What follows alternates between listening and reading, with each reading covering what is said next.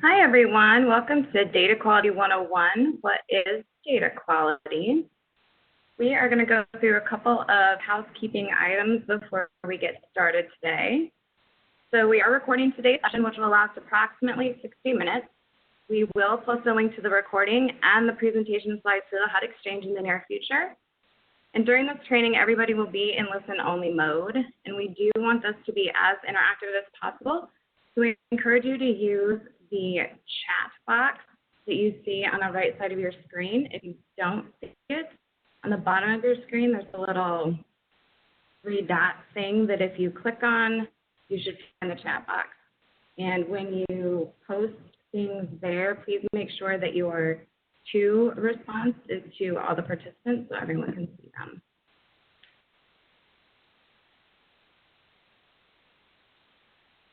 A quick note about NHSDC. So this session is co-presented by NHSDC and HUD, and we will be, well, NHSDC will be sending out a survey after the session, so please make sure to respond to that. This is definitely a trial or a pilot process in the virtual reality in which we're all living, and so we would appreciate any feedback that you have on that. Before we get started into the session, I'm going to introduce myself. So my name is Elizabeth Parrish. I'm with ICF. And Meredith, I'll let you introduce yourself too before we get started.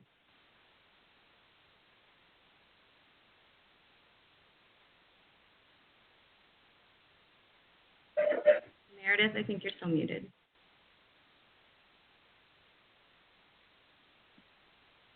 The double mute has gotten me in all three of the sessions I've done, so I am very sorry about that. Thanks for letting me know. I'm Meredith Alspaugh, and I am from the Partnership Center. Great. So we are really excited to have everyone here today and appreciate the flexibility doing this virtually given this current situation. We do want to note that this is a one-on-one session, so we will be focusing on data quality basics. There are other virtual sessions offered this week that will touch on more details about data quality, how to measure that data quality, and then how to build out a comprehensive data quality management program. Because this is a one-on-one session, the learning objectives include a quick walkthrough of HUD's goals for how COCs use data to make data-informed decisions, and then how important data quality is in that content. We will spend most of our time together going through the components that make up data quality, how those are defined, and then a little bit about how they are measured. We will also spend some time understanding how different key stakeholders and partners play a role in data quality and why each one needs to be at the table in any given community. So again, this is a baseline session about data quality. It's meant to be a high-level overview of data quality, why it matters, what it means, and then who's involved in the process. Even though we are virtually presenting this, we would really like participant engagement through the chat box. We will be using some polls throughout this session that we'd encourage you to respond to, and we will be leaving room for some pauses to answer questions as they come through the chat. Please use it. Please ask questions. Please provide suggestions and things that you're doing in your community as it's relevant.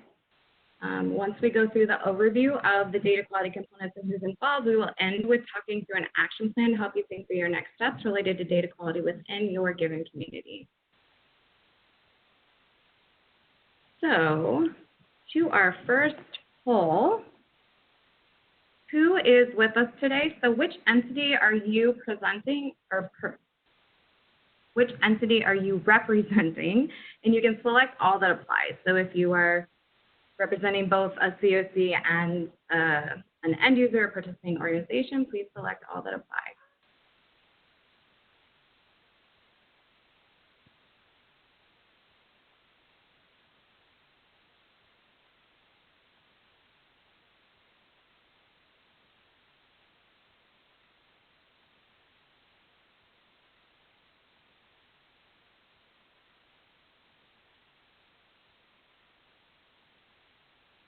Poll will be closing in 20 seconds.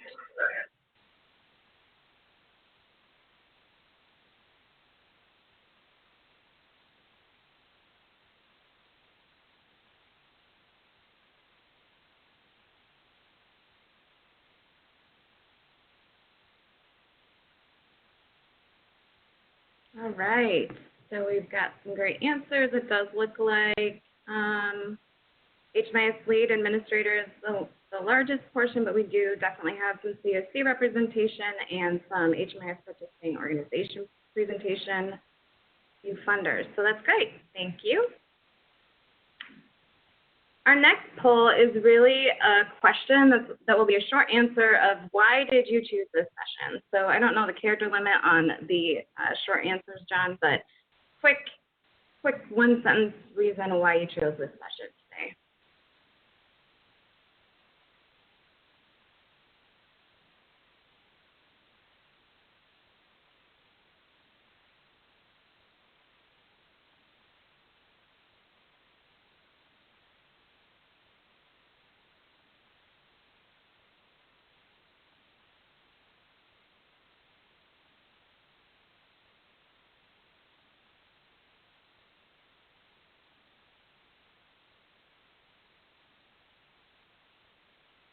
Poll will be closing in 20 seconds.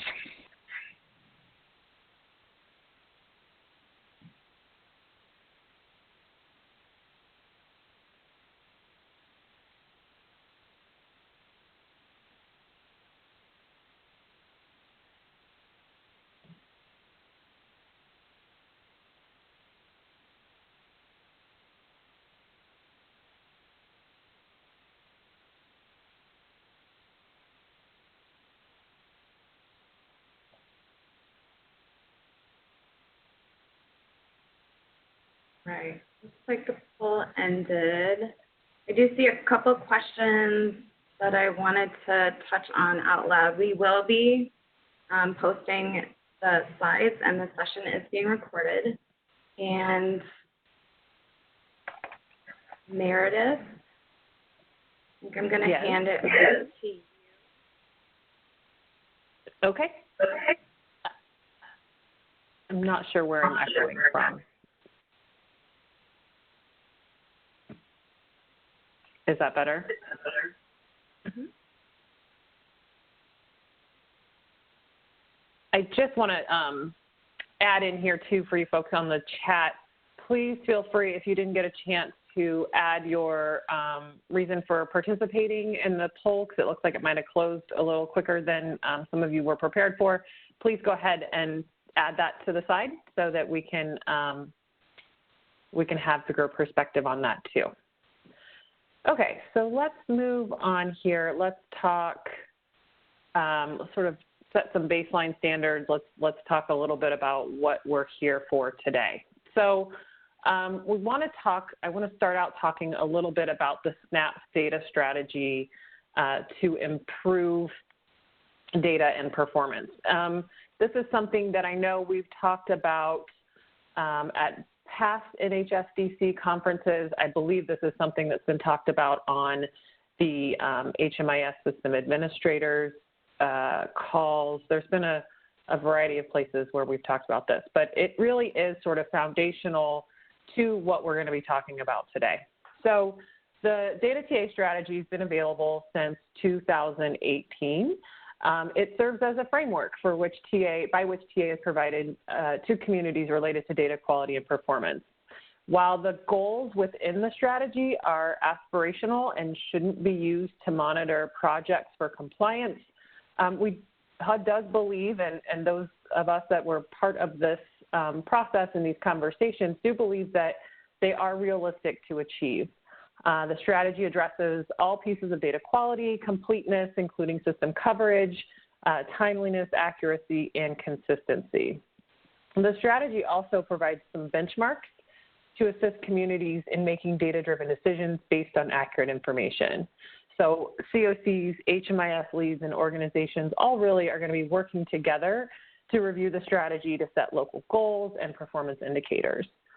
There is a link to this in the slides, which will be posted after the sessions, or you can simply Google it to see more information. So the three specific strategies, there's three specific strategies, and today we're going to be looking at strategy number 2 because it's the one that's most relevant and focuses on data quality. So its data systems collect accurate, comprehensive, and timely data. You can see that here. So there's a table within the framework that lays this out. So you can see in the green bar there, the characteristic.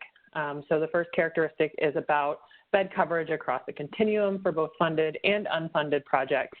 And HUD recognizes and realizes that the current status, again, this was made in 2018, so roughly current at this point, is that 100% of required providers and less than 100% of non-required providers are contributing data to HMIS. HUD would like to see the majority of COCs in the next 3 to 5 years be at 100%, right? So we don't want to see that go down, of all homeless service providers. And then for the advanced COCs in the coming 3 to 5 years, really the hope would be that 100% of homeless providers and non-homeless service providers are contributing data to a shared data environment. The next characteristic around data quality being timely, accurate, and comprehensive. So that's a lot of what we're going to be talking about today, is really digging into those 3 points and kind of expanding on them also. But HUD recognizes that the current status is about 100% complete, but less than 100% accurate, and there really isn't a timeliness standard that they've established. However, moving forward, the expectation in 3 to 5 years would be that the majority of COCs have 100% accurate data, 100% complete data, and that projects are directly entering data within 2 hours for crisis response and project start and project exit, and that PSH projects would be entering data within 24 hours. So really looking at like as close to real-time data entry for crisis response projects, and then within a day for permanent supportive housing projects. And then the advanced sort of goal here, the advanced COCs in 3 to 5 years would be that 100% accuracy, as well as customized local data elements being limited to information needed to report, serve, and house clients. So really being mindful about the data that is being collected, but that the data that is collected is 100% complete, and that timeliness meets coordinated entry, placement, and referral needs. So there's not necessarily a quicker than real time that they've indicated in this advanced COC section, but really meeting the needs of coordinated entry, right? Like if you're using information in HMIS for determining when you have openings in projects or availability of different resources, having that data collection completed in a timely manner is going to be really critical.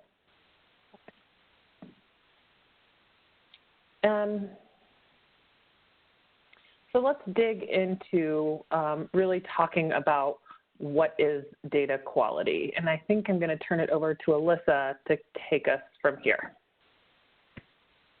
Great. So we will break down each of the terms. As Meredith mentioned, components of data quality include timeliness, completeness, accuracy, and consistency. And I'm sure if you've been in the HMIS world for a while, you've heard these terms over and over again. But we're going to break each down and provide examples of how to measure them. So what is data quality? It's really speaking to the reliability and comprehensiveness of any community's data. And obviously in our world, we're talking about HMIS data quality. So reliability and comprehensiveness can be broken down even further into 4 core components, which include the ones on the screen. So timeliness, completeness, accuracy, and consistency. And we will go ahead and move forward with the slides. Oh, yes, okay, you can see the requirements. Okay, real quick, before we get into the defining the terms, wanted to take it back to the requirements for data quality. So the requirements for HMIS data quality based on the 2004 Data and Technical Standards, and in their regs, in those regs, there's really a sentence, a single sentence that talks about data quality. And so it's up here on the screen. PPI collected by a covered homeless organization must be relevant to the purpose for which it is to be used. To the extent necessary for those purposes, it should be accurate, complete, and timely. So that's the sentences in the Data and Technical Standards, but how each community measures and quantifies accuracy, completeness, and timeliness varies widely.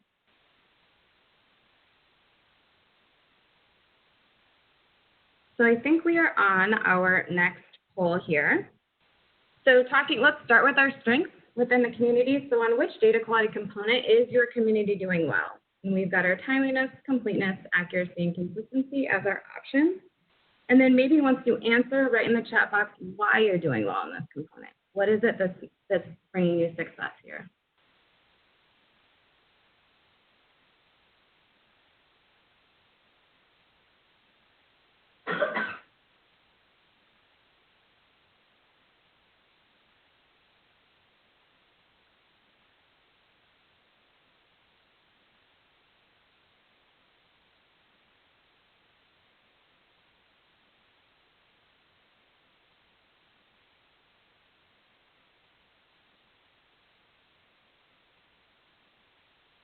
Poll will be closing in 20 seconds.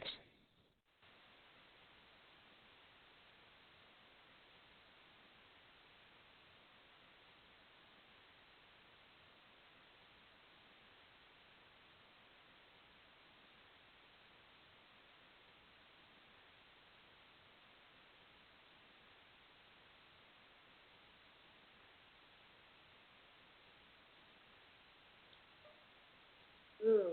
Okay, so we didn't have as much of a response rate this time, but it does look like completeness and consistency were the highest responses of those who are doing well.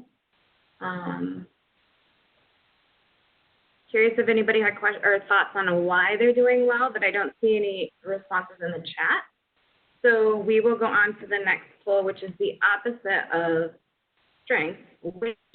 Which component of data quality is your community struggling with right now? So same choices, timeliness, completeness, accuracy, and consistency. And then same question we have in the chat box of why do you feel like you're struggling in that?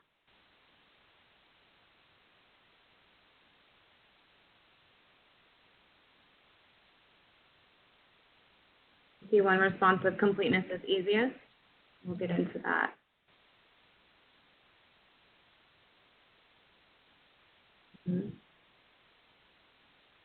Also, this distinction between completeness and accuracy, so the data can be complete but not always accurate. Absolutely true.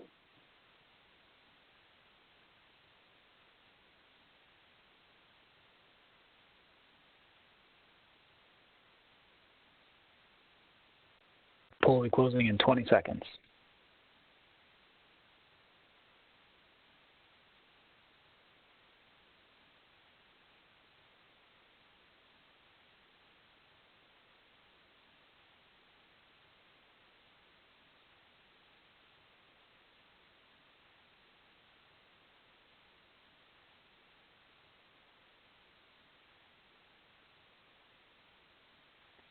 Accuracy seems to be the struggle here, although in the chat box we've also seen some comments about why completeness is a problem, HMIS utilization, timeliness is a struggle. Right. Thank you. So Meredith, I think I'm going to kick it back to you to go through some of these data quality components. Sure. And I saw a couple of questions about some of these specific individual components. So hopefully we can make sure we cover some of those questions as we're going through. You guys are writing a lot in the chat. It's tough to keep up with. So timeliness. So with regards to that, we were talking about the degree to which the data is collected and available when it is needed. So there's a couple of different ways to look at timeliness.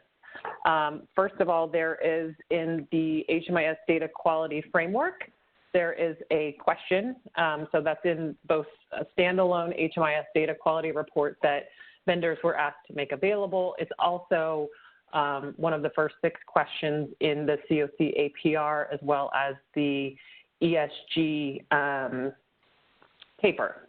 So you can look at that particular question that goes into sort of a little more detail about the time frame in which that data was entered into HMIS relative to the data collection point date. So looking at if, the project start was on the 1st, how many days did it take for that data to be entered into the system? You also may have some local reports or some custom reports that have been created for your system. Those are going to vary based on different software. Understanding and reviewing the timeliness of data for all phases of the client's project activity is really helpful to understand, because you may also be you may be able to find places where a lack of timeliness is affecting data quality. So, you know, another big one that we look at a lot with timeliness is annual assessment collections. So you know that the annual assessment has to be completed within the 60-day window around a person's anniversary date. Getting that information recorded in a timely manner ensures that that information is going to be accurately reported in the APR. It's not going to do your project any good if you enter that information late and you're not able to reflect that information in the APR for your project. It may also be useful to look at parts of the system, which parts of the system need to have a different timeliness standard than others. So it's probably not always realistic to say that you're going to have real-time data entry all the time, right? Like if you have a crisis project like an emergency shelter, getting that real-time data collection is going to be much more important and critical because you have those clients that are accessing those resources immediately. Theoretically, you have staff there that are able to record that information in HMIS in real time. Whereas, you know, a permanent supportive housing project, it may be the case that a client leaves their unit or leaves their, you know, apartment and you don't even know it happened, right? So it may not be realistic to have that real-time data collection because you're not out there every single day necessarily, but setting some sort of realistic standard and timeline requirement around when that data should be collected is going to be really helpful. And knowing the difference between the two, because I think that when you have unrealistic expectations for some projects, they're not going to necessarily strive to achieve those because they know they're not going to do real time, or they may not even be able to do 24 hours based on your geography or based on different circumstances. So having some realistic timelines is going to be really helpful to get you to see those improvements over time. I think also one of the questions I think I saw was how do you encourage timely data collection? I think that might be a place where you work with your COC and talk about, you know, establishing some parameters or some expectations for projects about what the timeliness standards are, and then having some way, you know, again, within the data quality report or some other custom report to measure and monitor the performance of different projects in your community. Again, would love to see, I know that timeliness, I see this isn't necessarily a top priority for overburdened agency staff, but I think if there are others that have had success with getting the timeliness of their data collection improved upon, or how they're monitoring for that, I think it'd be great if you could add that into the chat over there on the side. Moving on to talk about accuracy, and I liked the comment that someone made here. Is accuracy next? Sorry, my slides are out of order.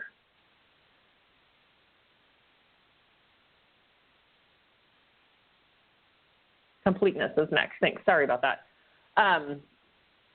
So talking about completeness, this was still related. That completeness is easy, accuracy is hard. I think that's a really good point to make when we're talking about the completeness, in particular related to data collection, not necessarily about bed coverage just yet. You know, having something in the field is certainly something that people are good at doing. You can enter something into your field just to make sure that there is something there, but that doesn't necessarily mean it's always right.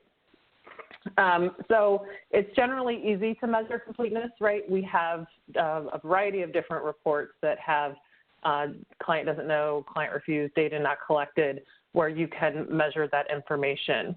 I would also put out a flag that we've seen when talking about data quality and looking at data quality in our community, that sometimes there are people that mark the indicator for client doesn't know or data not collected, but actually do have the data. So I just want to flag that as something that you might be, maybe should be looking at in your community also, there may have been a record that was created without a social security number, for instance, so it was marked as doesn't, client doesn't know or data not collected. It gets updated, but then that flag doesn't change, and then you're reporting worse data quality than you actually have, right? If you actually have that information, it'd be great to make sure that you're actually getting credit for it. So there's a number of different reports, right? Like the APR, the CAPER, probably other reports in your system that are also getting at that completeness sort of point there. Now, when thinking about coverage, right, that's our other struggle here, looking at bed utilization and bed coverage rates. And we know that a lack of bed coverage in an HMIS can really impact your understanding of your homeless service system, and that it's a challenge to increase that coverage rate, right? This is not a new issue that folks have been, that's just coming on board. People have been struggling with this for a long time, right? Like getting those non-HUD funded or non-required agencies to get on board. So I think when thinking about strategies for increasing coverage, we've seen a lot of communities have success when really helping those non-HUD or non-required agencies understand the value of the data and making the data collection manageable and easy for them to do. I think also the other thing that we've seen is making sure that there are technological solutions for some of those other systems or for some of those other agencies. When we're talking about small, maybe poorly funded, as many unfortunately are, they may not have the resources for internet or reliable internet or high-speed internet. They might have limited computer skills, might not even have functioning computers. We've seen a lot of those things. So I think when looking at ways to be strategic in offering potentially additional resources, additional training, additional support, or even looking at the data that's being collected for your particular projects, right? Like, is there somewhere you can give some flexibility for those non-required agencies that could be participating in HMIS? So moving on to look at accuracy, again, like we've said, accuracy is can be hard to measure because your system doesn't know what it doesn't know. So this one can be really challenging, but a couple of places where you can look at some of this data quality is looking at, for instance, I think Alyssa mentioned this when we were talking about this session beforehand, looking at the data quality table for the LSA, right? Like there are some important flags in there that could be easily addressed. So making sure that there's one and only one head of household for a given household, making sure that the date of birth doesn't equal the project start, making sure that clients under 18 are not veterans. So looking for those different pieces of information that are logically inconsistent. You can also look at the HMIS data quality report for some of this information too. So again, when we're talking about this comparison between completeness and accuracy, I think of Social Security numbers a lot because people, want to put something in the Social Security field, right? Like, and they know it's a 9-digit number, so they put in some series of repeating numbers. Well, the HMIS data quality report has some data quality sort of issues that we've programmed into it that look for things that are not possible. So it looks for a 00 in the middle, right? Like that's something that's not possible. There are certain rules around Social Security numbers that can help you identify a real social from a fake social. So that's one way to think about how you can improve the accuracy. Similarly with dates of birth, there's some data quality checks that are built into that table for the PII in the HMIS data quality report. So looking at those existing types of reports, and then also, again, looking at ways that you can build out your own report. Another fun thing that we've seen is that sometimes people will put mom's Social Security number for her kid's Social Security numbers because they don't know the kid's Social Security number. So we know that's not right. So how can we look for ways in our system to identify you know, duplicate social security numbers or duplicate, you know, whatever it might be. Obviously, birthdays can be the same, but there may be some other situations where you can look at different sort of customized reporting options in your system to look for some of those indicators that don't make sense. Similarly, you know, again, with the HMIS data quality report, you can look at clients who are inactive, clients whose records haven't been touched in street outreach or night-by-night shelters in some period of time. That can be a really good indicator that someone's not recording their exits. That's going to get you on timeliness as well as accuracy, right? Because having those people in the project is going to be showing your longer lengths of time homeless. It's going to be showing more active clients. So there's a variety of different ways that you can look at that data for different purposes. Moving on here to consistency. So when we're talking about consistency, we're talking about the degree to which the data is equivalent in the way it is stored and collected. And I think that this is also a really, really hard one to measure.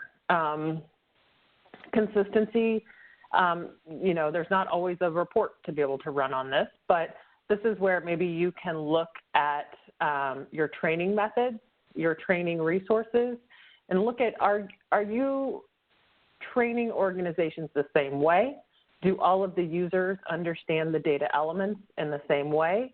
This would be a really good opportunity for those of you that are system administrators, you know, having those refresher trainings for folks to help them, you know, remember what all of these different pieces of the data mean, right? The data standards change every couple of years. It's a lot of information to remember. And if that's not really your primary focus, you might always not think about the difference between, you know, or understand the difference between friends and family permanent versus friends and family temporary, right? So having those ongoing regular trainings and refreshers can help ensure that that consistency is as high as it can be. Having trainings also that are targeted towards specific user types. So, you know, a data entry person at a shelter, as opposed to maybe a case manager in a rapid rehousing project, just making sure that they're understanding what their role is in the system and how that data impacts them can also help improve their consistency with the collection of those different pieces of data. I see a question over there. Anyone with success stories? Oh, that was yours, Alyssa. I'm sorry. Yeah, we would love to see the success stories on measuring consistency because, again, I think that's one that is a little harder to grasp. But absolutely very important to make sure that the data is meaningful that we're collecting in HMIS. Alyssa, I'm going to pass it back to you. Great, thank you. So we are on our next poll because we are going to shift from defining the data quality elements to who within your community or which entities within your community need to be involved in measuring data quality. So who is currently involved in your data quality process in your community? And again, this is one where you can select all that apply.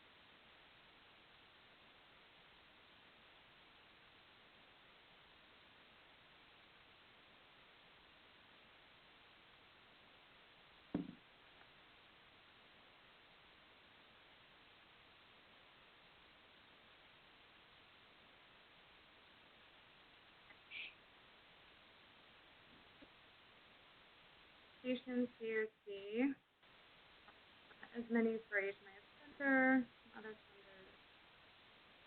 We also saw some responses in the chat box. Alyssa, you're cutting out a little bit. We can't really hear you.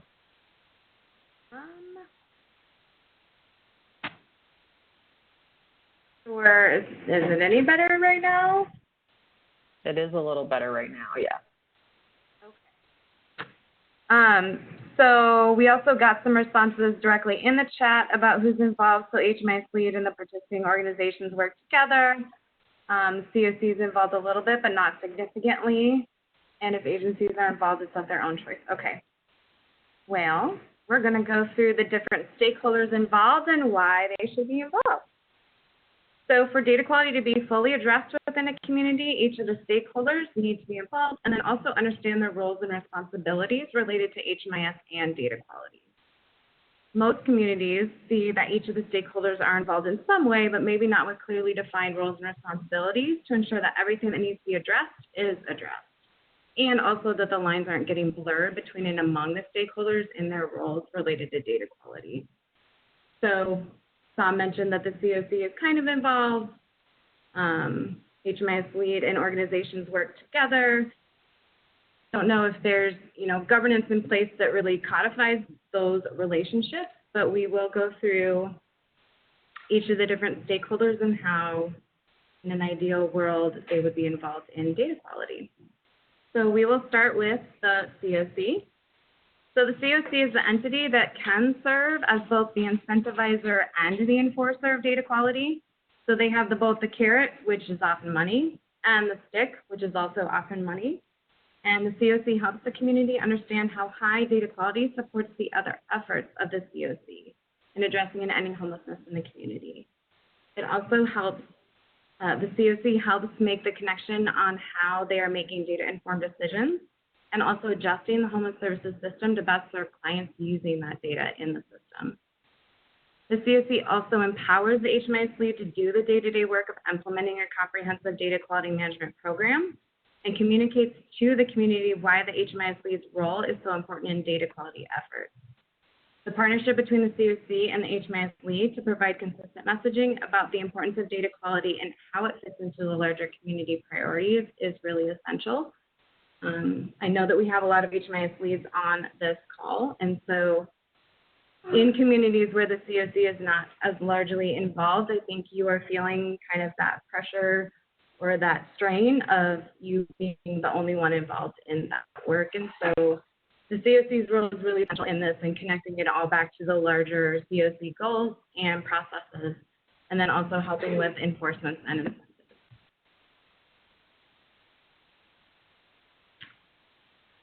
So the HMIS Lead.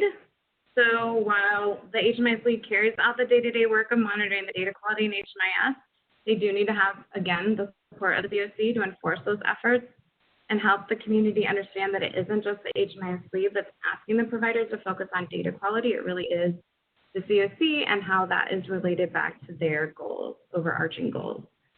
So while the majority of the work of implementing a comprehensive DQMP falls on the HMIS Lead, the other stakeholders that we've talked about, so far the COC and the others here in the next couple of slides, they are essential to making sure that a data quality plan is successful. The HMIS Lead does need to be empowered by the COC to carry out the work, and the participating organizations should know that any requests to address data quality that come from the HMIS Lead are fully backed by the COC. So the HMIS Lead should be seen by the participating organizations as the entity that assists them in understanding and addressing data quality issues by providing technical assistance, training opportunities, some cheerleading and motivation along the way. I think sometimes we talk about like good cop, bad cop. The COC can serve as the bad cop and the good cop, as in both the enforcer and the incentivizer, and the HMIS Lead is really that support person or support entity that helps the participating organizations succeed with data quality. Didn't see a lot of responses in our poll about the HMIS Vendor being involved in the data quality process within communities, but they do have a role to play or can have a role to play.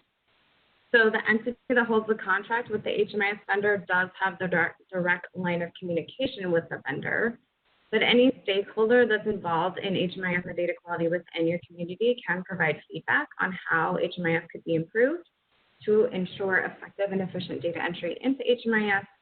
And then that person or entity that holds the contract with the vendor should ensure that the vendor and the software are compliant with HUD standards. Any feedback about system features or functionality that could improve the user experience and increase data quality can be provided to the vendor, and any responses from the vendor can and should be communicated back to the requesting stakeholder and the larger community.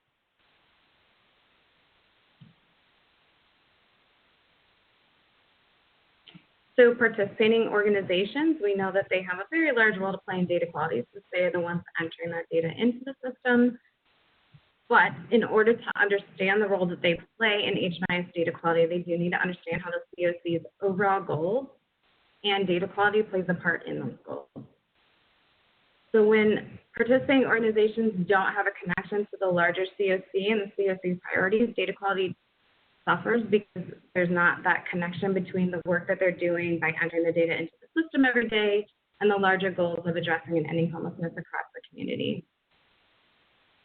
Also, what we've seen is that the organizational culture doesn't include an understanding of the importance of data quality and how the organization fits into the larger homeless services system. The end users don't really connect how what they do every day fits into the larger picture.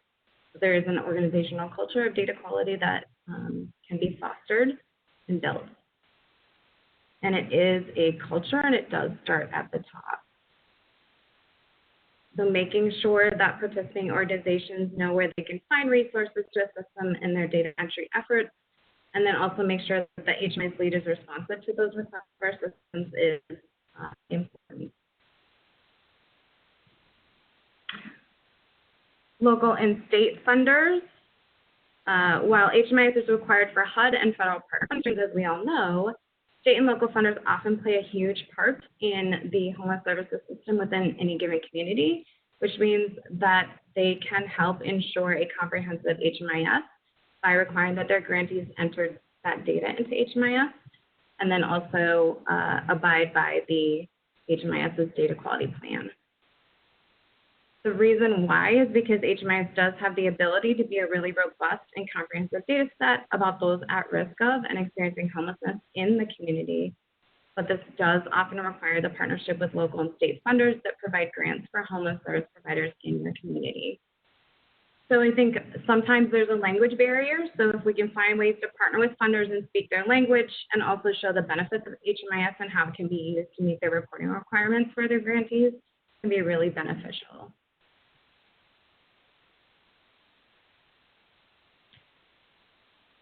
And we are actually at our action plan. So our next steps and kind of thoughts from you all about what your plan is for the next steps that you will take within your community. So after going through the definitions and components of data quality and then the stakeholders who are involved, what is your next step and what will you take back to the community to go through and improve your data quality in HMIS?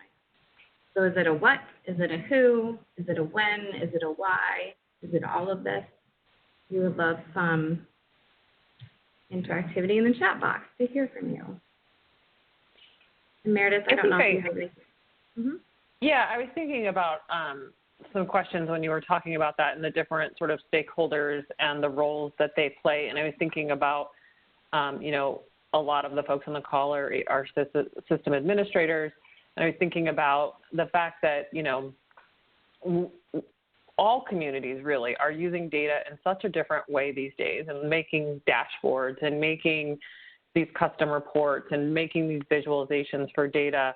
And I am wondering if in your community, are you doing dashboards or visuals on data quality? Are you helping your communities see this data in a different way? I guess I'm just really curious about how you're even currently, if you are, sort of monitoring for this and thinking through what some different options might be for that.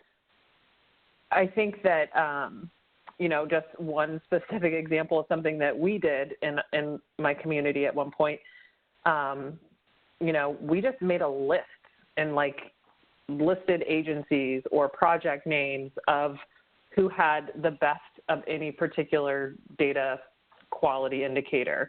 And I think putting just a list out publicly gave people incentive to be the top of the list. We didn't have to give people prizes. We didn't give people things, you know, just sort of an acknowledgement of here's where you are in our system made a big difference for a lot of communities. And we really saw, or a lot of agencies, and we saw agencies strive to make those improvements. And our community, you know, we were sending data quality reports every month. We got a higher rate of open, you know, mail open indicators. We got a higher rate of data cleanup just by taking a look at, you know, a list. It was really as simple as putting it in a list and seeing where people were. Okay, so it looks like there were some thoughts and feedbacks that came in here.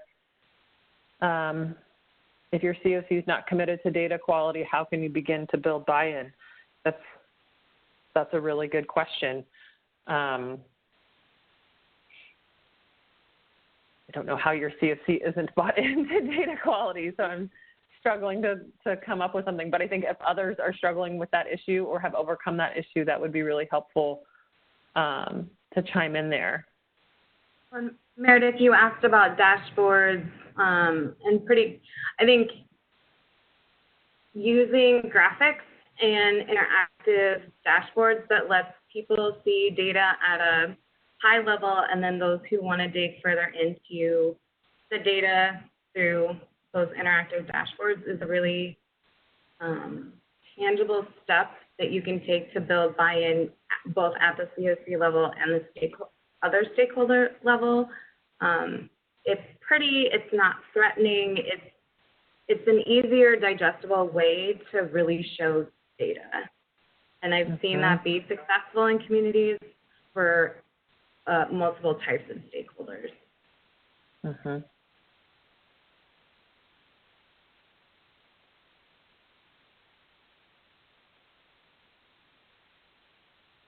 Yeah, I think Doug's got a good point here. Data presentation is important. From what he's seen, the cycle is present aggregate performance data to COC leadership and boards, then relate that lack of data quality means that the data presented is not reliable. Then build momentum to work on data quality. I think that's a good point.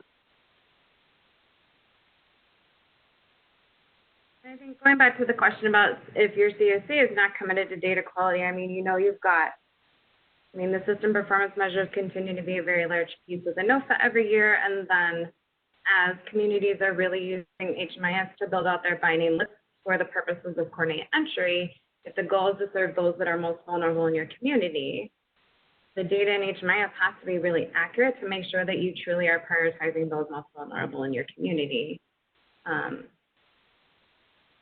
So I think that speaks to.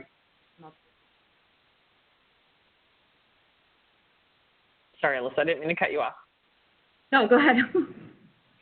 I also wanted to tie back to what Alyssa was saying about, you know, the role of the COC here in this process. The COC does have that carrot, right? They have the ability to allocate funding, you know, and communities have to have a process by which they determine how they're going to allocate funding. Is there something about data quality in your COC's processes for allocating funding, right? Like if you've got a project that has the best outcomes in their APRs, but you're questioning the consistency or the accuracy of their data, how helpful is that, right? So maybe, and I am reluctant to say like take money away from anyone, but you know, like look at how those funding decisions are being made and look at how you can use data quality to help strengthen the case for certain, you know, indicators to be valued differently, weighted differently, whatever that might be.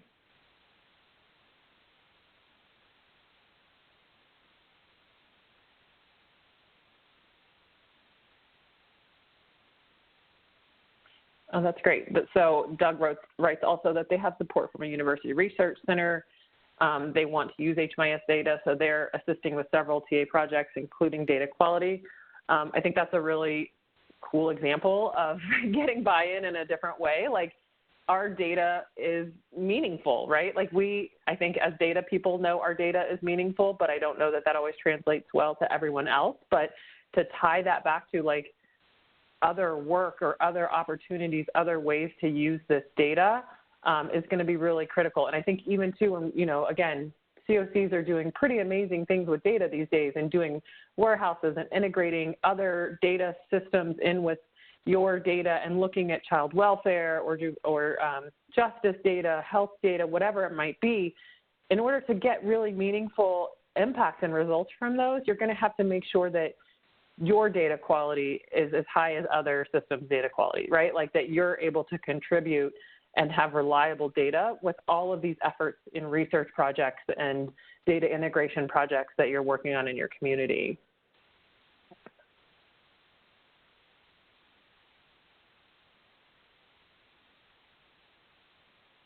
Great.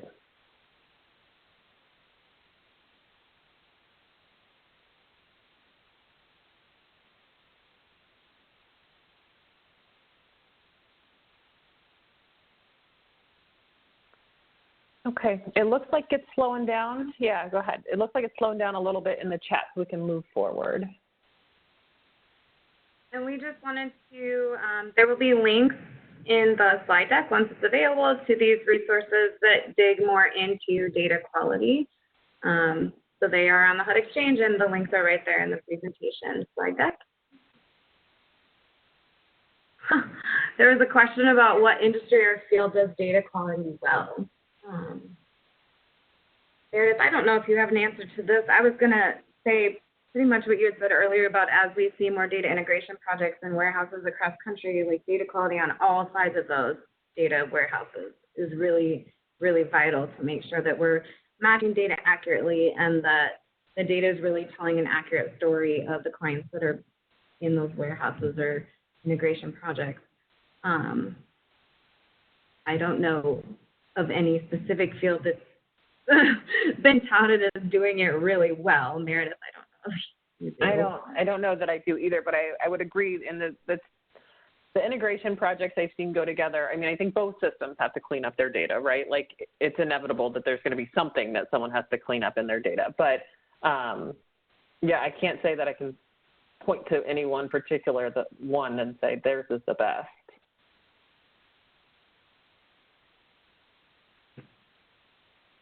We didn't have a questions slide on here, but we do have some time for questions if there are others.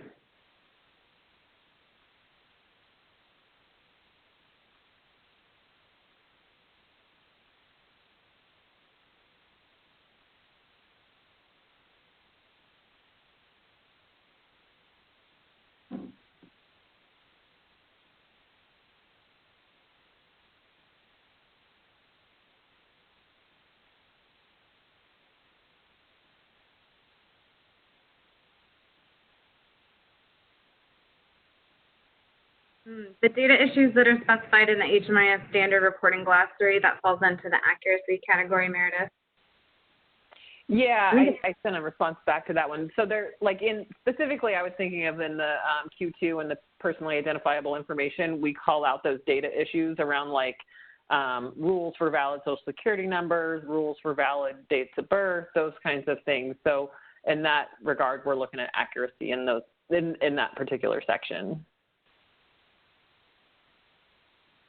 There was a mention up above about, you know, if there's a push for timeliness, then completeness suffers, right? Because there's a balancing act between, you know, staff that are working with directly with clients, and there's the data entry side, and there's a timeliness standard, and there's also a completeness standard and an accuracy standard. And I think there's different models or ways in which you could start to address that, whether it's, you know, getting the baseline information into the system right away because of the timeliness, and then building on that record over time, so you at least have that framework in the system for a client record, and to collect more and add to that record.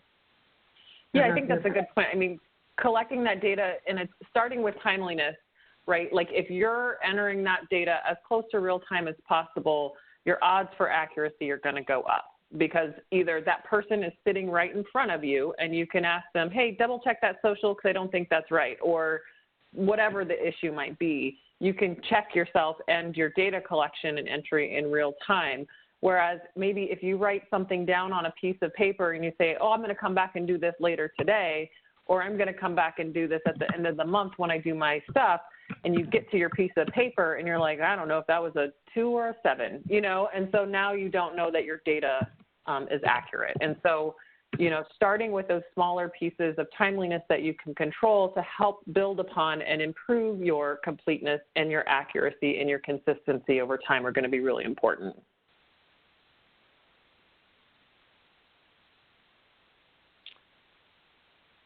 Maddie, there's some resources on the HUD Exchange for a data quality monitoring plan. I think there's also the data quality management plan sessions. Is there another one of those, or were those already completed? Do you know, Alyssa? There's one more tomorrow that will be highlighting some different tools available to look at, you know, roles and responsibilities. So some of the stuff we talked about today with the stakeholders and how to involve them. Enforceable agreements between the different entities, a sample data quality plan, and some other tools. So that's the last, I think that's the last data quality, it's Data Quality 201. That session is tomorrow. I know they did one yesterday, and I think there was a bed coverage one that was either today or tomorrow as well. Yeah.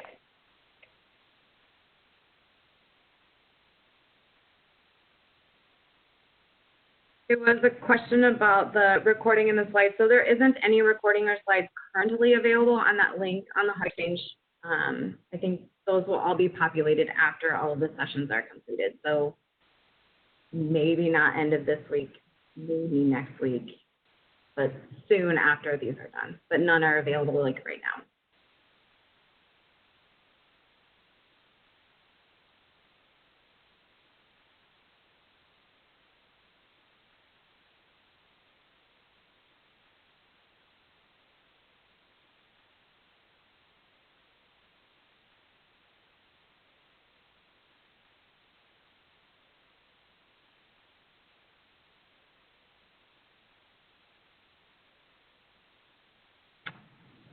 Do you see the question from Teague, Meredith? Mm-hmm. So the clients are going in anonymously directly into your HMIS. Is that what you're saying?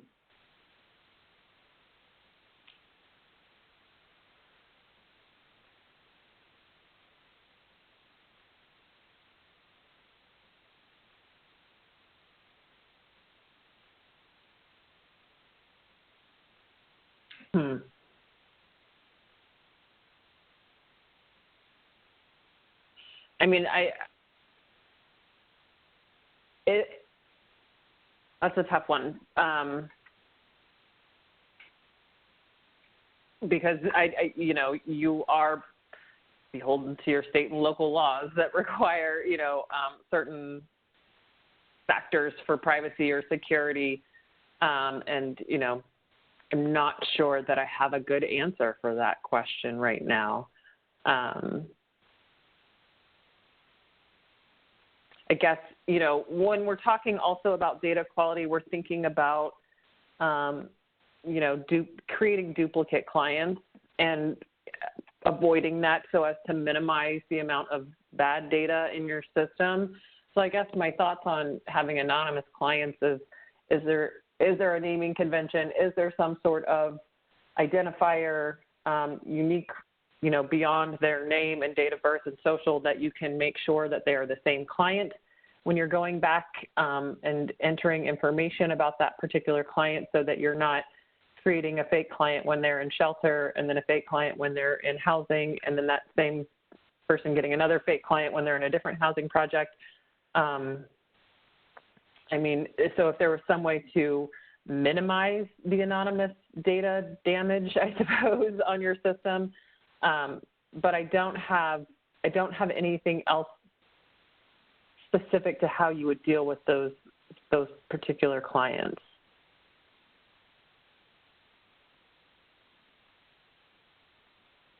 Did you have something, Alyssa? I mean, I was also thinking about, if your community has a data quality plan, are these projects included in that plan, and how does that affect the overall data quality of the system? Because, I mean, just like you said, Meredith, the duplicate or the potential for duplicate client records an issue. Yeah.